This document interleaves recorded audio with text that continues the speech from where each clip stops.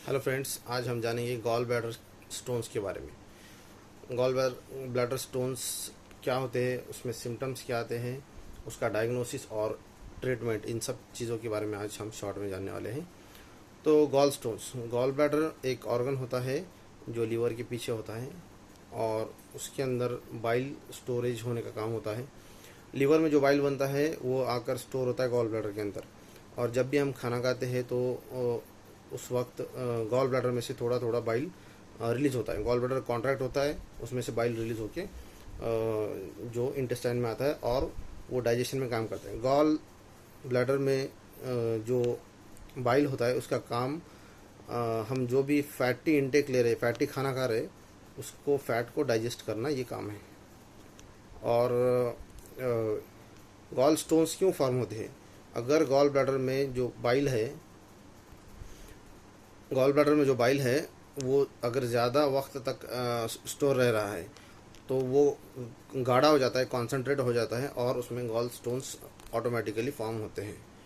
तो gall stones ऐसा भी हो सकता है कि पेशेंट के अंदर गॉल स्टोन्स बहुत दिनों से पड़े हैं और उसे कोई तकलीफ भी नहीं है। और कभी कभी ऐसा भी होता है कि अगर शुरुआती स्टेज में ही गॉल ब्लैडर में स्टोन होने के बाद पेशेंट को बहुत ज़्यादा तकलीफ होती है। तो सिम्टम क्या मिलेंगे? पेशेंट को सीवियर एब्डोमिनल पेन होता है और वो पेन कंटिन्यूस होता है। उसके साथ में वोमिटिंग, नोजिया होता है, फीवर भी आ सकता है। गॉल ब्लैडर में स्टोन्स बनने की वजह से उसके अंदर इन्फेक्शन होने के बाद में गॉल ब्लैडर में स्वेलिंग आ सकती है, उसकी साइज़ बढ़ सकती है और उसकी वजह से बुखार भी आ सकता है, जिसे हम कोलिसिस्टैटिस कहते हैं।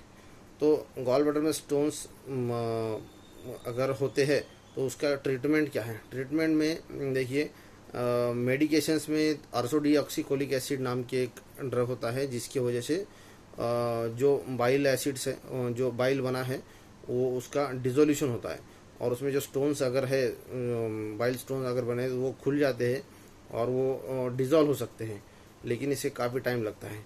और दूसरा होता है कि मेनली सर्जिकल प्रोसीजर। सर्जिकल में क्या है कि एक ओपन सर्जिकल प्रोसीजर कर सकते हैं या फिर लैप्रोस्कोपी कर सकते हैं। ये रूटीनली किए जाने वाले ये सर्जिकल प्रोसीजर्स हैं। और सर्जिकल प्रोसीजर में गॉल ब्लैडर को पूरी तरीके से निकाल दिया जाता है और अगर सीबी कॉमन बाइल डक्ट है जो है उसके अंदर भी अगर कुछ प्रॉब्लम है तो उसको भी एक्सप्लोर किया जा सकता है। तो गॉल ब्लैडर निकाला जा सकता है। गॉल ब्लैडर का मेन यूज़, गॉल ब्लैडर का मेन फंक्शन होता है कि स्टोरेज ऑफ बाइल। और बाइल का यूज़ क्या है कि डाइजेशन, फैटी फूड्स को डाइजेशन में हेल्प करता है। अब ये गॉल ब्लैडर में स्टोन्स होना ये कॉमनली फीमेल्स में, जिसकी उम्र 40 साल के आसपास या उसके ऊपर है, ऐसे फीमेल्स में जो बहुत मोटे हैं, ओबेज है और या फिर जिसकी जेनेटिक हिस्ट्री है, उन फीमेल्स के अंदर ज़्यादा पाया जाता है, जिसे फैटी 40 फीमेल, ऐसे इस तरीके से मेडिकल साइंस में उसका टर्म है। तो ओबेसिटी एक मेन रीज़न है उसका गॉल ब्लैडर स्टोन्स का। तो अगर गॉल ब्लैडर स्टोन्स होते हैं तो हम गॉल ब्लैडर को निकाल सकते हैं और उसके ऐसे कोई साइड इफ़ेक्ट नहीं है।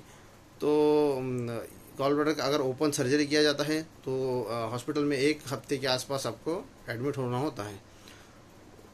तो ये था आज का वीडियो गॉल ब्लैडर स्टोन्स पे। अगर आपको अच्छा लगता है तो आप इसे लाइक कीजिए। आपका कोई सवाल हो तो मुझे कमेंट बॉक्स में पूछ सकते हैं।